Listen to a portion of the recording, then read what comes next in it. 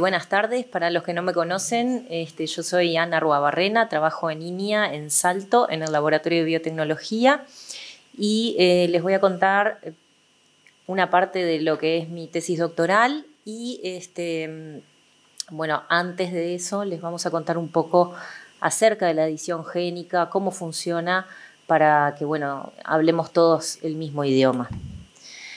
Después les voy a dar un ejemplo del caso de la edición en tomate, y Juan Pablo después les va a contar lo que se está haciendo en soja. Y por último les vamos a nada más mencionar otros proyectos en los que estamos trabajando, porque tampoco íbamos a mostrar ejemplos de todo lo que estamos haciendo y lo que queremos hacer. Entonces, que les pido disculpas porque pensé que iba a haber una pantalla grande y no sé si ven, espero que puedan ver bien en la pantalla, pero cuando hablamos de edición génica, generalmente le llamamos nuevas tecnologías de mejoramiento o New Breeding Techniques, como dicen en inglés, y esto en realidad abarca varias herramientas que permiten hacer lo que llamamos edición génica, que son modificaciones en el ADN en lugares específicos, y se utiliza para eso unas enzimas que cortan el ADN y que nosotros podemos programarlas y decir a dónde queremos que corten. Entonces, el mecanismo por el cual funcionan estas herramientas es: se genera un corte en la molécula de ADN, doble hebra, y esto desencadena sistemas de reparación de ADN propios de la célula vegetal, en este caso, que estos mecanismos, como no se dan durante la meiosis y está todo el tema de la recombinación homóloga, son mecanismos que están propensos a errores y pueden generar diferentes productos. Estos productos pueden ser, primero, que no pase nada, que se arregle todo bien y quede igual que estaba antes, o puede pasar que haya mutaciones puntuales en un locus específico que generen proteínas que no funcionen o que tengan funciones diferentes. Podemos generar cambios puntuales en una secuencia, porque se ha visto que cuando hay roturas doble hebra y hay un ADN molde con una secuencia que nosotros nos interesa, se da una sustitución por recombinación homóloga con mayor eficiencia, y también podemos insertar una secuencia diferente. Bien, si tenemos un ADN molde por ahí con una secuencia que queremos introducir en un gen, también puede ser ese el resultado. ¿Y cómo lo hacemos? Lo hacemos con lo que les decía, que son las nucleasas programables, que generan este corte en la doble hebra. Las principales herramientas que existen, las más conocidas, son tres: las zinc finger nucleasas, las TALEN y el sistema CRISPR-Cas. Tienen algunas diferencias, pero la principal es que las zinc finger, quería señalar, las zinc finger y las TALEN son proteínas que reconocen ADN y están fusionadas a una nucleasa, que tienen que estar en homodímeros para poder cortar ese ADN. Y el sistema CRISPR-Cas, por otro lado, es un sistema que combina una proteína con un ARN, y esto hace que sea un poco más sencillo su diseño o su manipulación para poder programarla, que es justamente lo que a nosotros nos sirve.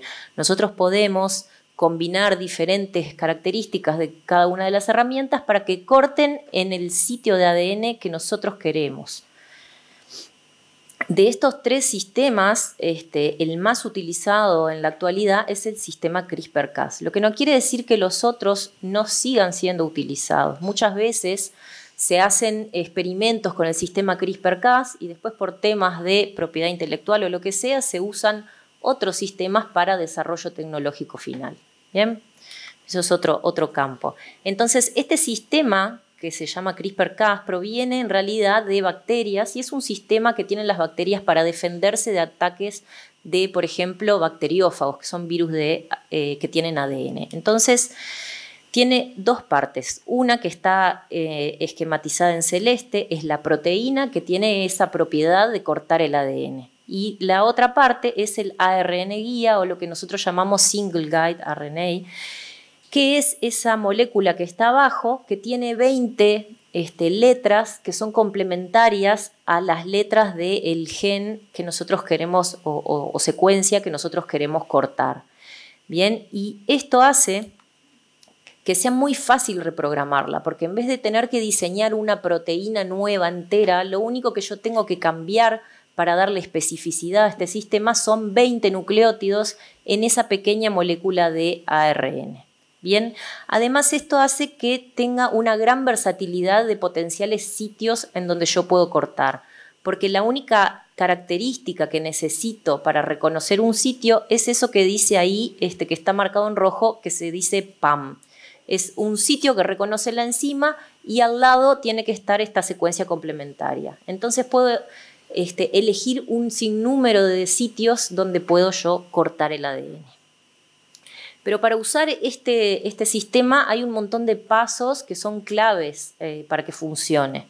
Y el primero de todos es que tenemos nosotros que tener conocimiento básico de esta secuencia del gen que yo quiero cambiar. Y tengo que saber qué es lo que hace este gen. Si yo no tengo el conocimiento básico, no puedo después utilizar ese gen para modificar características que a mí me interesan.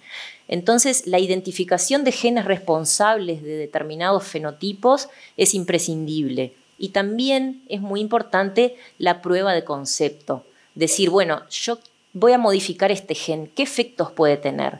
Y ahí la prueba de concepto la puedo hacer en la especie que yo trabajo. Yo trabajo en tomate, es bastante sencillo y puedo hacer la prueba de concepto en el tomate mismo. Pero por ahí, como la edición génica a veces es más complicada, puedo usar otras herramientas como hacer una sobreexpresión de un gen, un silenciamiento mediante transgénesis clásica. Eso es para conocer el efecto que tiene cambiar este gen. Pero si yo trabajo con una especie leñosa, hacer una prueba de concepto me va a llevar muchos años. Entonces ahí es donde entran las especies modelo como, no sé, Arabidopsis, Brachypodium y plantas que no tienen una relevancia económica, pero sí que son como lo que son los ratones para la medicina. ¿tá? Son el modelo donde estudiamos a veces esas funciones básicas y después las extrapolamos a nuestra especie de interés. Entonces, una vez que tenemos nuestro gen identificado, sabemos qué hace, sabemos qué pasa cuando ese gen no está o ese gen está demasiado expresado, vamos a elegir el gen que queremos modificar y ahí, bueno, tenemos la secuencia del gen y vamos a tener que empezar a trabajar. Vamos a hacer ARN guías diseñados. Esto se hace casi siempre con el apoyo de las bases de datos, donde hay secuencias genómicas y bueno, un montón de software libre que se puede usar para diseñar estos ARN guías. Después los tenemos que probar y hay varias formas de probarlas. Hay sistemas que son in vitro.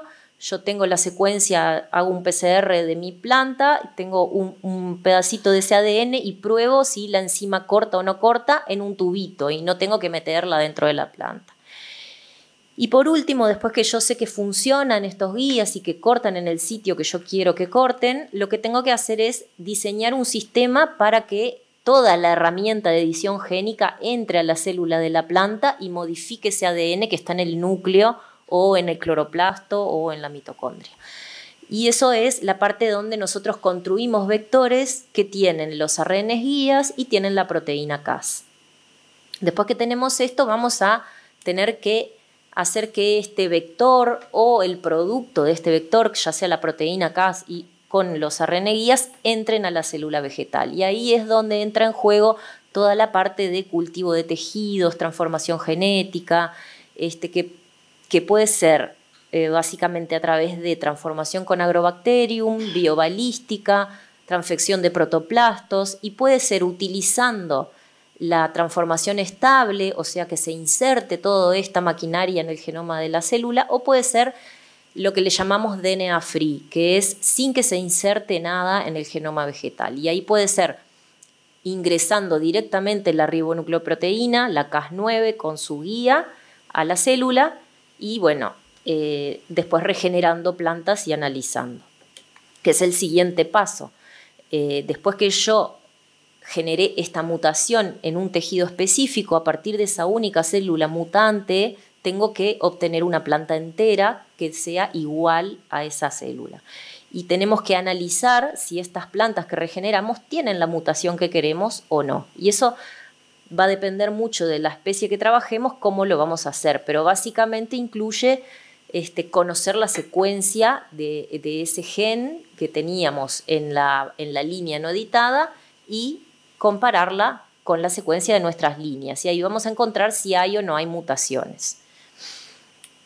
Dependiendo de si usamos un sistema que integre el ADN al genoma o uno que no lo integre, va a ser la cantidad de plantas que vamos a tener que analizar. Cuando usamos un método que integra todo el sistema en el genoma, podemos usar métodos de selección y solo las plantas que tienen la Cas9 adentro van a regenerarse. Y por lo tanto, de las que se regeneran es más probable que obtengamos nuestros mutantes. Cuando usamos un sistema que no tiene este tipo de abordaje, se regeneran todas las plantas y muchas de ellas van a ser no mutantes, o sea, van a tener la secuencia del gen sin ninguna variante.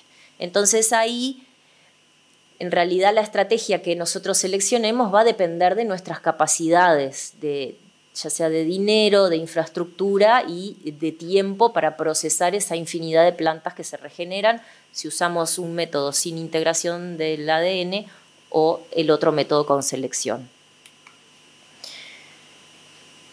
Una cosa que no dije acá es que un cuello de botella bastante que es muy difícil de sortear es la parte del cultivo de tejidos y la transformación de la planta. No todas las especies vegetales pueden ser cultivadas in vitro y a veces dentro de una misma especie vemos diferencias entre cultivares, por ejemplo. Cuando nosotros miramos la literatura, por ejemplo, en la soja se usa siempre el cultivar Jack, el cultivar Williams o esos cultivares que son fácilmente transformables y de fácil manipulación in vitro. Pero cuando nosotros queremos llevar esto a germoplasma elite de un programa de mejoramiento, a veces no responden, como decía el artículo científico que leímos, y bueno, es bastante complejo toda esa parte. Y bueno, por último, después que encontramos nuestros mutantes, tenemos que caracterizarlos. Tenemos que primero ver cómo es esa mutación, si esa mutación me va a generar un producto con una proteína que no funciona, una que tenga una función diferente o que tenga la inserción o el cambio que queríamos introducir. Y si utilizamos un sistema de integración, después tenemos que eliminar ese transgen que se quedó en el genoma, y eso se puede hacer por autofecundación en especies que son autógamas o por retrocruzamientos, dependiendo de la especie, ¿no? Y después de ahí tenemos que ir a investigar el resto de los otros genes de la planta, porque a veces estos sistemas lo que hacen es que después que cortaron en el sitio donde tenían que cortar, a veces cortan en otros lugares. Entonces tenemos que asegurarnos de que no haya habido efectos no deseados de cortes en otros genes. Y bueno, si usamos un método que no inserta ADN en el genoma, directamente vamos desde el mutante que obtuvimos a mirar si tiene o no diferencias de otro tipo.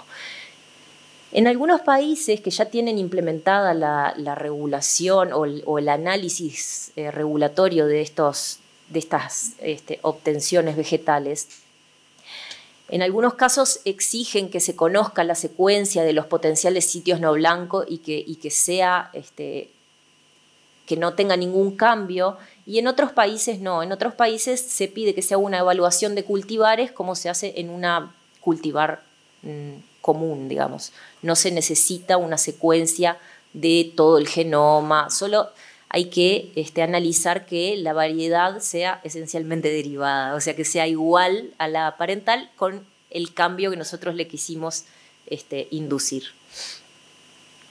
Y bueno, y después por último, lo más importante, si este cambio que yo generé realmente me está dando el fenotipo o la característica que estoy buscando.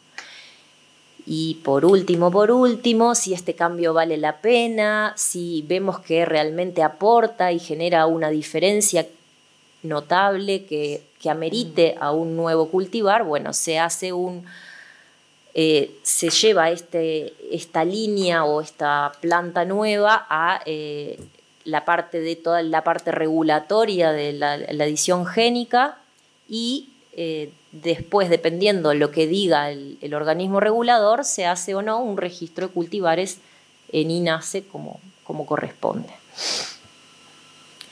Y no los aburro más con estas cosas generales, pero les quería contar que a raíz de este sistema CRISPR-Cas9 han surgido un sinnúmero de herramientas diferentes, ya sea para generar variabilidad o para estudiar funciones de genes. Ya no es necesario generar cortes y buscar la mutación que yo quiero, puedo generar la mutación directamente con algunas herramientas, puedo hacer modificaciones de la epigenética, que es metilar o no metilar cierto lugar del ADN y ver qué pasa, puedo activar o reprimir genes, hacer ediciones directamente en el ARN mensajero sin tocar el genoma, y también podemos hacer reestructuraciones a nivel cromosómico, traslocaciones de cromosomas, un montón de cosas que sirven en algunos casos para aplicaciones tecnológicas y en otros casos, muchos de ellos, para generar conocimiento previo. Y con esto les quería contar cómo estamos usando nosotros esta herramienta en línea. Y bueno, básicamente les vamos a contar 2 ejemplos que estamos trabajando con la Facultad de Ciencias. Hace muchos años que tenemos colaboración con el Laboratorio de Biología Molecular, liderado por la doctora Sabina Vidal, y estamos en base a esta larga trayectoria y a perspectivas futuras tratando de crear entre el INIA y el laboratorio lo que llamamos una unidad mixta que nos va a permitir una mayor fluidez en los trabajos que hacemos. Pero sobre todo, en realidad, la génesis de esta asociación es porque somos muy poquitos en el Uruguay, los que trabajamos en plantas y los que trabajamos en biotecnología y todas estas cosas. Y se necesita realmente una confluencia de capacidades y de cerebros que nos permitan estudiar los procesos biológicos de un gen, por otro lado ir avanzando en otras partes más tecnológicas, y bueno, esta alianza por ahora viene funcionando muy bien y queremos estimularla. Y bueno, les quería contar entonces ahora el caso de los tomates más rojos y tolerantes al daño por frío, como resultado de mutaciones dirigidas al gen SIGB utilizando el sistema CRISPR-Cas9. Algunos capaz que ya han escuchado esta charla, pero bueno, hay muchas caras que no conozco, así que espero que no se aburran. Como les decía, esto es parte de lo que es mi tesis doctoral, y además han participado otros investigadores de INIA y Sabina Vidal, bueno, del laboratorio de la Facultad de Ciencias. Solo para poner en ámbito de los tomates y la importancia que tiene el color rojo en los tomates, el daño por frío y el licopeno, en la producción de tomate el desarrollo de color rojo es clave en lo que consideramos una buena calidad de fruta, ¿verdad? Y además la homogeneidad de ese color rojo. Por otra parte, los frutos de tomate son muy sensibles al daño por frío. Cuando nosotros cosechamos el tomate y lo almacenamos en frío por mucho tiempo, o en el campo están sometidos a temperaturas bajas por mucho tiempo, desarrollan lesiones en la piel, que es lo que llamamos daño por frío. Y el licopeno es un compuesto químico que es producido por las plantas y que es el responsable de la coloración roja que tienen los frutos de tomate. Y en otras especies de plantas, como los pomelos, se han relacionado con una mayor tolerancia al daño por frío.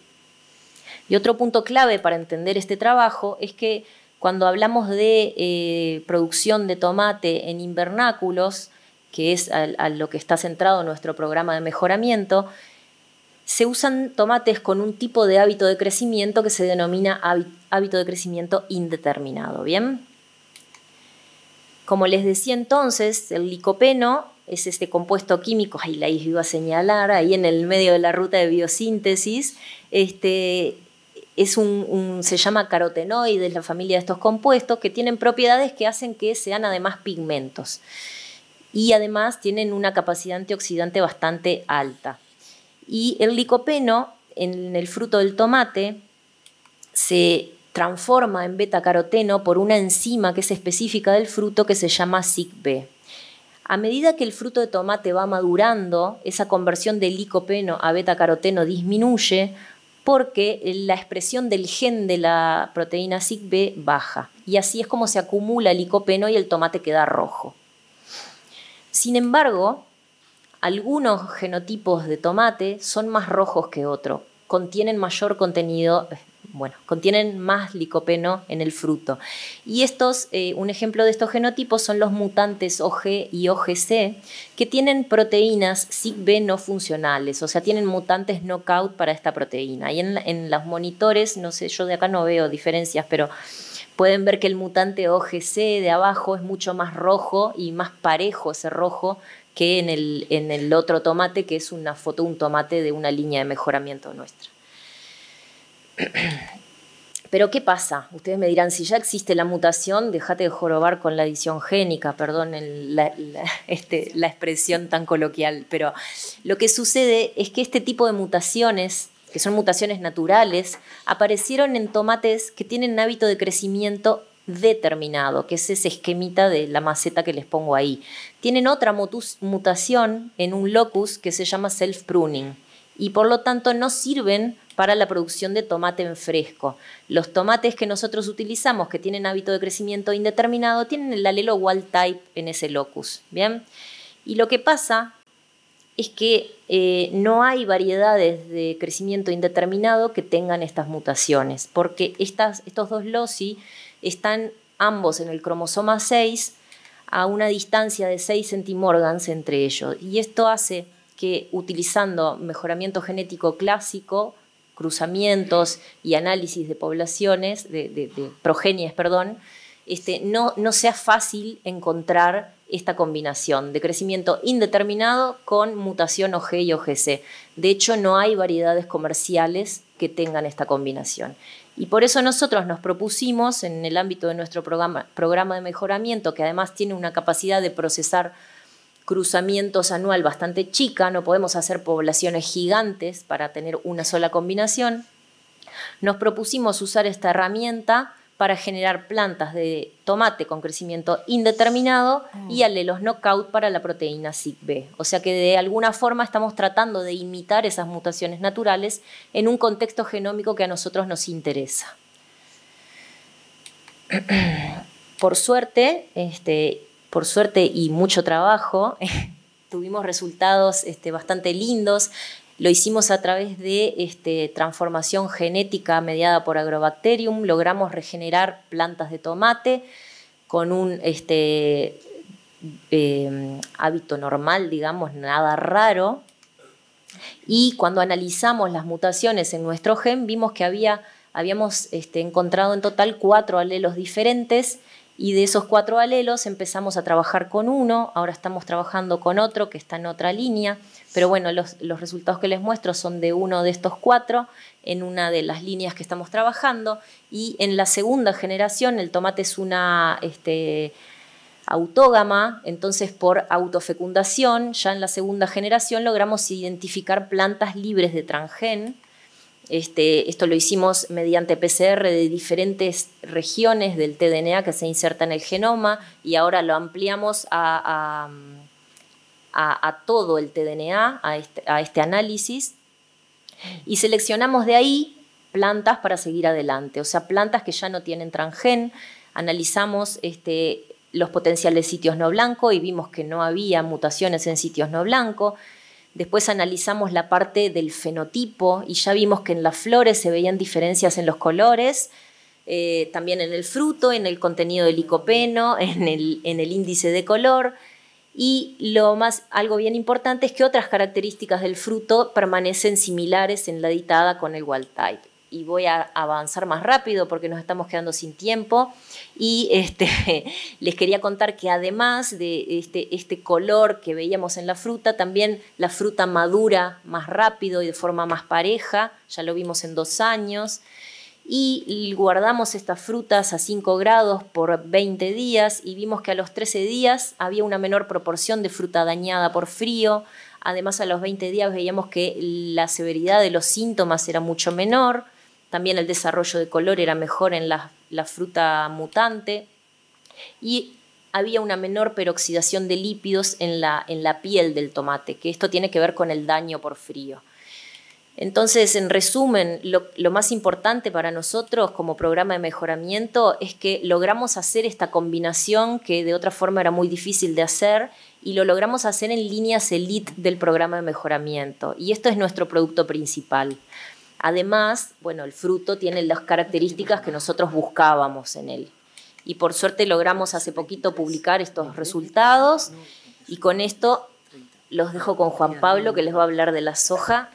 Hola, mi nombre es Juan Pablo Galino, soy investigador del Laboratorio de Biotecnología de Viña Las Brujas. Y bueno, les voy a hablar no tan extensivamente como Ana, pues estamos en varios proyectos con esto de la mejora de calidad de grano en soja por edición génica. Primero les voy a hablar de la mejora de perfiles aminoácidos del tamaño de grano. Después, eliminación de factores antinutricionales. ¿Me escuchan ahí? Sí. Y perfil de carbohidratos. No sé si se ve muy bien ahí en la imagen, porque yo no la veo. Pero bueno, como Ana les mencionó anteriormente, hay varios métodos de transformación. Para todos los casos que usamos nosotros en estos proyectos de soja, se usó la biolística, que consiste en recubrir partículas de oro, en este caso con ADN, se las bombardea a los tejidos y después sí, en este caso tenemos una selección específicamente por higromicina, y no sé si ven ahí en el circulito, lo que sobrevive de la selección es con lo que seguimos adelante. Bueno, el primer caso o proyecto que les había mencionado es... Uy, no se ve nada. Acá se ve, acá se ve por la luz. Ahí se ve.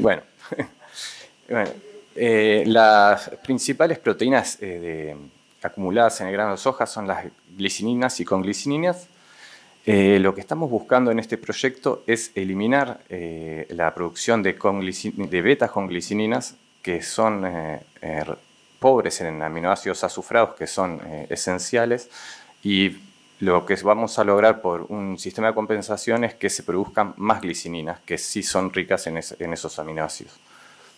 Rápidamente la estrategia fue, generar esos construcciones con ARN guías que les mencionó teóricamente Ana anteriormente, que cortan en varios sitios de estos genes para noquearlos, que justamente no se produzca la expresión de estas conglicininas, tanto en la unidad alfa como beta. Como resultado, se obtuvieron... ¿Voy muy rápido? No, dale. Para estas construcciones obtuvimos una línea editada que ahora está en proceso de aclimatación y se les hará posteriormente todos los análisis fenotípicos correspondientes. El otro ejemplo o proyecto en el que estamos trabajando es la eliminación o knockout de lo que se llaman genes Big Seed, que en estudios anteriores se vio que en mutantes o transgénicos que silencian este gen se obtienen semillas de mayor tamaño, órganos de mayor tamaño y los perfiles aminoácidos se mejoran. Y en este caso, rápidamente, porque en realidad hay dos genes que codifican para dos alelos, que codifican para este tipo de genes. Lo que se hizo fue generar construcciones que determinan 3 cortes en cada uno de ellos, una construcción para uno de ellos y otro para liquidar a los dos, o sea, noquear a los dos a la vez. En este caso lo que obtuvimos fueron 2 líneas que son knockout para el Big Seed1 y 2 líneas que son knockout para ambos genes. Ya desde el comienzo se ven que los embriones obtenidos de estas líneas son más grandes. Ahora estamos en proceso también de fenotipado de esto y viendo la estabilidad que se obtienen después de las primeras generaciones. El otro de los proyectos en los que estamos trabajando es en el mejoramiento del perfil de carbohidratos. En este caso, lo que buscamos es noquear el gen que codifica para la estaquiosa sintasa, que es un tetrasacárido que no puede ser digerido completamente por los monogástricos y lo que determina problemas digestivos. Y por reportes anteriores también se ha visto que si se noquea este gen, la rafinosa también baja, que tampoco es muy digerible, entonces lo que se lograría es un aumento de la sacarosa en la semilla. En este caso contamos con 17 líneas transgénicas, todavía no hemos terminado el proceso genotipado y esperemos que salgan unas cuantas editadas de esto y empezaremos a hacer todo lo que corresponde al análisis de azúcares. Finalmente, el mejoramiento de factores antinutricionales. En este caso, lo que se busca es noquear el gen que codifica para la glutinina de soja, que es una proteína que está en abundancia en grano y produce problemas digestivos en los monogástricos. Por suerte, este es un único gen, la estrategia es la misma, o sea, se generan construcciones que cortan en 3 lugares diferentes del gen, y en este caso hemos obtenido 25 líneas transgénicas y también estamos en proceso genotipado para saber efectivamente en cuáles se realizó, se obtuvo la edición, porque muchas veces es transgénica, pero no se realizó la edición. No es tan fácil. No en el 100% de los casos que son transgénicas hubo edición, pero eso capaz que puede quedar para otra parte técnica. Creo que por mi parte... Después le queríamos contar rapidito, súper rápido, otros proyectos en los que trabajamos con edición génica en INIA. En la misma línea del proyecto de los tomates hay un proyecto para hacer lo mismo en mandarinas y obtener mandarinas rojas. Y bueno, recientemente encontramos algunos mutantes editados que estamos, bueno, aclimatándolos, no, tratando de regenerarlos, ya que las mandarinas son difíciles. Después, INIA tiene colaboración con AgriBio en Australia, que es una empresa, y estamos llevando adelante el proyecto de edición génica de Paspalum notatum, cultivar INIA CP para incrementar su digestibilidad. En este trabajo están Marco Alarriza, Rafael Reino y Rafael Narancio, que Rafael es quien está en AgriBio haciendo toda la parte de laboratorio. La idea es bloquear 2 genes en la vía de síntesis de ligninas y se lograron obtener 12 plantas al momento que están editadas en los 4 alelos porque Paspalum es tetraploide y bueno, y van a ver de evaluar la digestibilidad de las diferentes líneas. Y por último, quería contarles que hemos presentado un nuevo proyecto para seguir trabajando en estos temas dentro de INIA para generar nuevas herramientas que nos permitan hacer otras cosas y además seguir trabajando en soja, ya más bien en la parte de Germoplasma elite y comenzar a trabajar en la parte de trigo.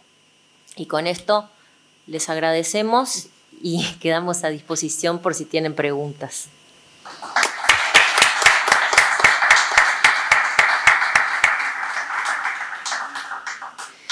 Bueno, a veces estas cosas técnicas pueden resultar un poco áridas, pero hay público de todos los tipos, entonces a veces consensuar los intereses es difícil. Pero bueno, a preguntas. Ariel. En soja, porque capaz que lo dijiste y se me pasó. ¿Cuáles son los materiales que se están transformando? ¿Cuál es el germoplasma que usaban para la transformación? No, lo puse Gualtay nomás. En el caso de biolística, por lo general, es una variedad de referencia que se llama Jack. Como mencionó Ana, estamos en prospección de variedades de las que son de elite o de los programas de mejoramiento que nos permitan usar ese background mejor, porque Jack la verdad que no es un background muy deseable para usar a campo, no es bueno en ningún aspecto, solo para transformar, para lo que es laboratorio. Eso es en el tema Jack porque se hizo por biolística. O sea, para transformar por biolística necesitas que la variedad sea embriogénica. Si no es embriogénica, no se puede. Pero ahora, en base a todo esto, lo que estamos haciendo es buscar embriogénicas que sean de buen rendimiento, que estén dentro del programa de mejoramiento, y también estamos evaluando el otro método que es por Agrobacterium para ver si también podemos salir de lo que son las variedades de referencia que a campo no aportan nada. Sí, no, la pregunta tenía que ver por también eso, porque implica que hay todo, en realidad recién después empieza el mejoramiento. Y la otra cosa es sobre todo en la de Big C, cuál puede ser el impacto ese sobre el resto de los fenotipos. Es decir, estás afectando algo que puede, sí. Entonces si no es lo que tenemos hasta que no evaluar. Lo tengas en algo que lo puedas comparar con hay estudios anteriores en otras especies que no habría penalti, pero hasta en que alfalfa, ¿no? En alfalfa. Sí, bueno, y después las de Sí, de referencia. Que no produce, que no lo basamos en producción de grano. No, ya sé. No, hay un estudio previo con RNA de interferencia, donde se noquea la expresión de gen con RNAi en soja, pero honestamente es una gran incertidumbre. Falta mucho para... Era por curiosidad. Sí, sí.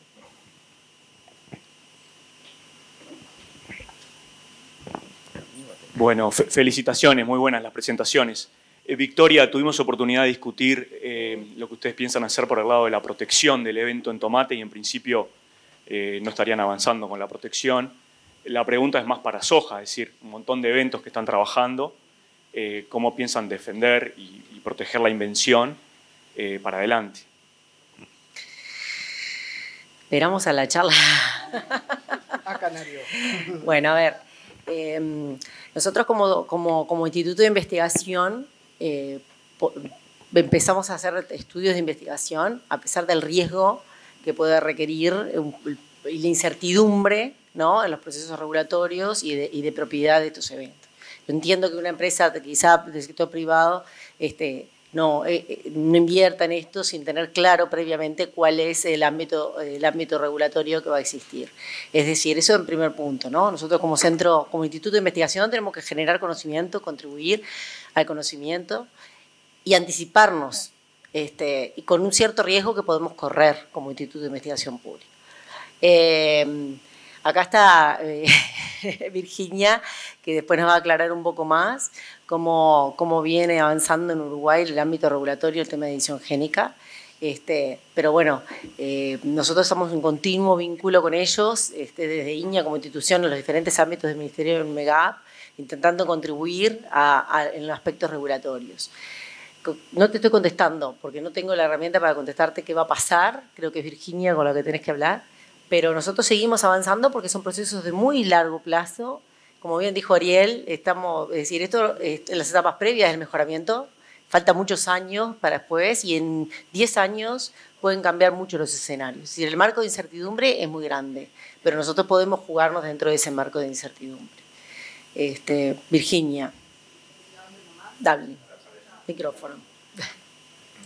Mira que tener una charla después que dar.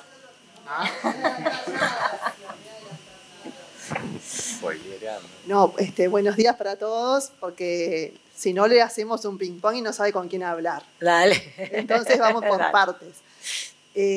Lo que involucra al Ministerio de Ganadería y a Digevia es qué va a haber que hacer cuando esté el tomate pronto. Claro. Y en función de que se usó una técnica de edición génica.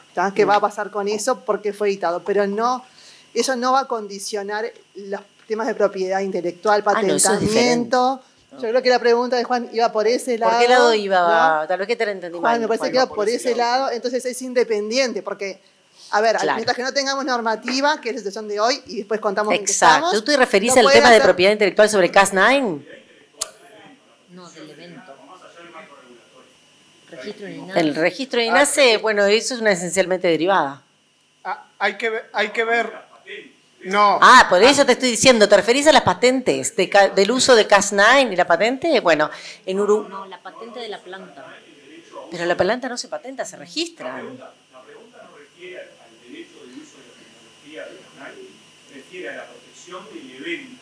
Y se registra como cualquier evento. Si es un evento transgénico, se registra. ¿Se va a registrar? No. Es una variedad, va a ser una variedad y se va a registrar.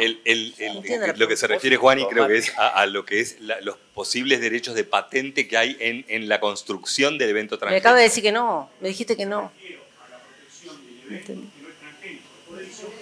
Bueno, pero Se registra.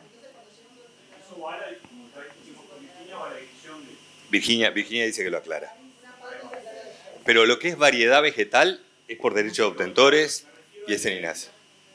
Al evento ahí, mutación. Ahí a ese evento de proceso de desarrollo es en DNPI. Ahí tenés que ir y bueno, y ahí ver qué es lo que te van a patentar o qué es lo que es pasible de ser objeto de patentamiento. Si hay, porque no se patentan genes. Claro, pero si el proceso de patentamiento o el proceso de desarrollo es pasible de patentamiento, es en DNPI. Esa era la pregunta. Ok. Va. Bueno, la respuesta es va por ahí. No se puede patentar genes, ¿no? En Uruguay no podemos patentar genes, según tengo entendido. Lo que nosotros podemos patentar es el efecto que quizá pudiera tener o los procesos o los procedimientos, pero no, allí está... Hay dos del mundo... De las patentes. Dale, Pierina. Bueno, buen día. Y muchas gracias por la invitación. Se agradece capacidad de síntesis. Sí. Uruguay tiene prohibido el patenteamiento de organismos vivos, cualquiera, o partes de él. Lo que tú puedes solicitar patentes es del procedimiento o procesos. Exacto. Y en toda América Latina tenemos ese mismo régimen, digamos. Y inclusive muchos países de Europa también lo prohíben. Los únicos que permiten patenteamiento de organismos vivos es Estados Unidos. Digo así claramente, ¿no? El resto del mundo tenemos posiciones diferentes, pero por América Latina, y hablo de México para abajo, está prohibido. No se acepta. ¿Entendiste, Juan? Porque te digo, creo que estamos mezclando de tres cosas. Una es ¿no?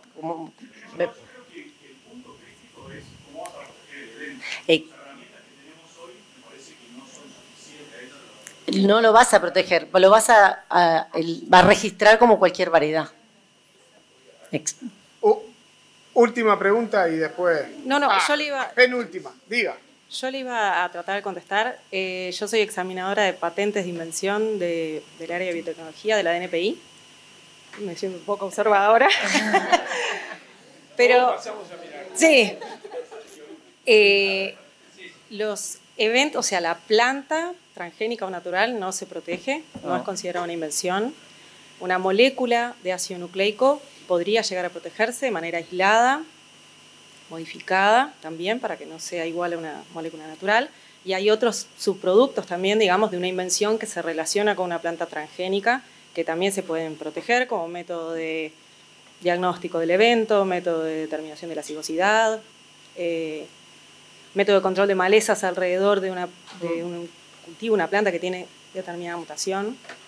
Con respecto a las modificaciones generadas por edición génica, está en análisis todavía, así como está en análisis en muchas partes del mundo, sí, por las implicancias que puede tener el patentamiento de vuelta, para nuestro caso sería moléculas de ADN aisladas que contengan una modificación, una edición génica. O sea que para eso no tengo todavía una respuesta de parte de la DNPI en ese sentido. La duda está entrada. Bien. Alejandra. Cortito, pero bueno, primero en parte yo en realidad agradecerle a Ana por las explicaciones tan profundas que hizo, porque nosotros ahora después vamos a explicar qué tenemos que regular de esto y bueno, un poco ya dio como el pie de la importancia de esta técnica, aunque no se haya entendido, pero me parece que está bueno que no se haya entendido por la mayoría. Yo sí lo entendí todo a lujo de detalle. Está bien, Ana, está bien. No seas mal. No, darles la confianza que desde Digeria lo está entendido al 100% y un seguimiento completo de todo lo que dijo, entonces, y eso es lo que nos permite realmente poder tomar una decisión, que es lo que les vamos a contar, váyanse tomando un cafecito y demás, que después con la charla redondeamos estas preguntas. Pero mi pregunta, Ana, era, ¿qué tiempo tenés para que este tomate, que por ahora es transgénico, ya no? Ya se segregó. O sea que ya estamos a tiempo de que sepas qué va a pasar. Perfecto, muy bien. ¿Qué tiempo teníamos? Ya no tenés. Última, ahora sí, última. Marco. Gracias por las presentaciones. No, yo el único comentario que vengo arrastrando de las presentaciones de primeras de Tabeira, luego de Federico y gracias a Ana y Juan Pablo que explicaron los mecanismos, es ver si hay alguna facilitación desde el punto de vista de lo que implica tener a veces empresas que tienen variedades iniciales, luego laboratorios que pueden hacer la transformación o la edición, etc. Y también hay que considerar las tecnologías propietarias de la tecnología. Entonces, si hay alguna facilitación de la UPOP, Europop o algún lineamiento que junte las piolas para que no sea sino que sea algo más facilitado la protección de lo que cada uno va construyendo y adicionando, ¿verdad? Es esa la pregunta. Obviamente estamos en estos temas y estamos caminando sobre algo nuevo, entonces el que hace el trillo primero va a ser el que se lleve las peores piedras, pero bueno, la facilitación al usuario desde INASE siempre va a estar, siempre va a estar. El tema, más de arriba, no, yo te hablo de INASE, no es más de arriba, pero la facilitación, cuando INIA o cualquier empresa o cualquier universidad llegue a un producto, la facilitación al usuario desde INASE siempre va a estar contemplada. Eso, ni que tal vez.